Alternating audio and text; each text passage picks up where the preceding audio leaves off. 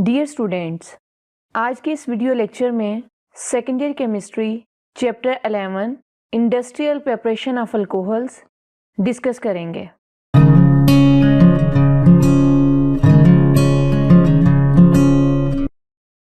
Methanol is a first member of alcohol family. Basically आज हमने alcohol class में से मेथनॉल को डिस्कस करना है। Methanol can also written as methyl alcohol, wood naphtha, wood alcohol and wood spirit, and its formula is CH3OH. Why methanol is called wood spirit?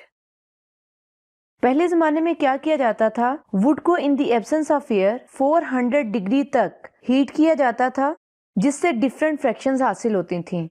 उन fractions में से एक फ्रैक्शन की फर्दर डिस्टिलेशन की जाती थी, जिससे मेथनॉल हासिल होती थे। Methanol was obtained by a distillation of wood, that's why methanol is also called wood spirit. Industrial preparation of methanol. Dear students, पहले ज़माने में मेथनॉल को वुड से हासिल किया जाता था, लेकिन आज के दौर में मेथनॉल को इंडस्ट्री में एक डिफरेंट मेथड से हासिल किया जाता है। Methanol was prepared by distillation of would. Methanol is prepared from water gas. Water gas is a mixture of carbon monoxide and hydrogen gas. ये जो दोनों गैसेस हैं ये रिएक्ट करेंगी in the presence of catalyst, zinc oxide and chromium oxide at 450 degrees Celsius and 200 atmospheric pressure.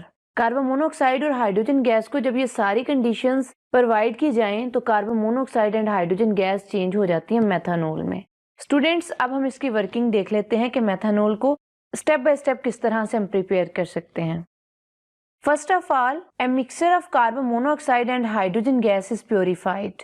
Gas purifier से mixture of carbon monoxide and hydrogen gas को क्या किया जाता है, प्योरीफाई किया जाता है।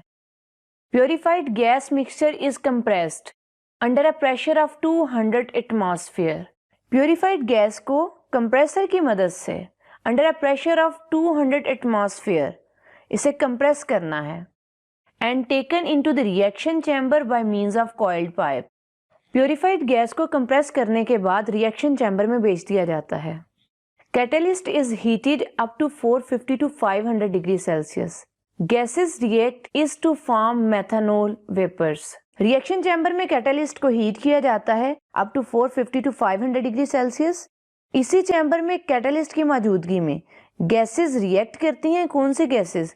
Carbon monoxide and hydrogen gas, जिससे मेथनॉल वेपर्स बनते हैं। These vapours are passed through a condenser to gate methanol. जब इन वेपर्स को कंडेंसर से गुजारा जाएगा तो हमारे पास मेथनॉल बनती है। वेपर्स कंडेंस हो जाते हैं। बेसिकली कंडेंसर वेपर्स को लिक्विड में चेंज करता है। यही वजह है जो वेपर्स रिएक्शन चैम्बर में बनते हैं उन्हें कंडेंसर से गुजारा जाता है, फिर हमारे पास लिक्विड मेथनॉल आ जाती है। Unreacted gases are recycled through compressor to reaction chamber. Carbon monoxide and hydrogen gases ये तमाम की तमाम मेथनॉल में चेंज नहीं होती, कुछ अनरिएक्टेड फॉर्म में भी रहती हैं। होता कुछ इस तरह से है, मेथनॉल वेपर्स को जब कंडेंसर की मदद से कंडेंस किया जाता है, मेथनॉल लिक्विड स्टेट में आ जाती है। इसमें कुछ unreacted carbon monoxide and hydrogen gas के पार्टिकल्स होते हैं, ये गैशियस स्टेट में ही रहते हैं। कंडेंसर में लिक्विड मेथनॉल के ऊपर gaseous carbon monoxide and hydrogen gas मौजूद होती है। स्टूडेंट्स, अब हम एक एनिमेशन देखते हैं। Carbon monoxide and hydrogen gas, इसके मिक्सचर को हम कहते हैं वाटर गैस। इसे पहले गैस प्योरीफायर में भेजा जाएगा, जहां पे ये दोनों गैसेस क्या होंगी, प्योरीफाई होंगी।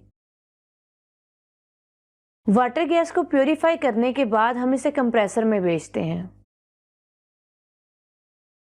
गैस को कंप्रेस करने के बाद गैस को भेज दिया जाता है रिएक्शन चैम्बर में। रिएक्शन चैम्बर को कैटलिस्ट टावर भी कहा जाता है, क्योंकि यहाँ पे कैटलिस्ट मौजूद होते हैं।